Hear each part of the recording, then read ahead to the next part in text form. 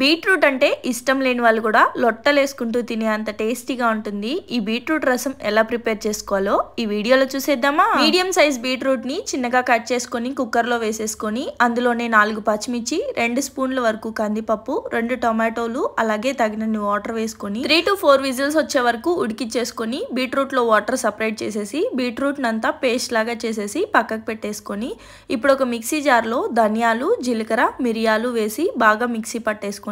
అందులోనే వెల్లుల్లి అలాగే కరివేపాకు కూడా వేసేసి ఒక్కసారి మిక్సీ పట్టేసుకోవాలి. సపరేట్ చేసుకున్న బీట్రూట్ వాటర్ లోనే బీట్రూట్ పేస్ట్ కూడా వేసేసుకొని అందులోనే మనం రెడీ చేసుకున్న రసం పౌడర్ అలాగే చింతపండు రసము, సాల్ట్ వేసేసుకొని వాటర్ అవసరం ఉంటే కొంచెం వాటర్ కూడా వేసి మిక్స్ చేసి పక్కకు పెట్టేసుకొని స్టవ్ మీద ఒక గిన్నె పెట్టి పోపు వేసుకొని అందులోనే మనం ప్రిపేర్ చేసుకున్న బీట్రూట్ రసం వేసేసుకొని కొంచెం పసుపు అలాగే కొత్తిమీర వేసి 2 పొంగులు రానిచ్చామంటే ఎంతో టేస్టీగా ఉండే బీట్రూట్ రసం రెడీ.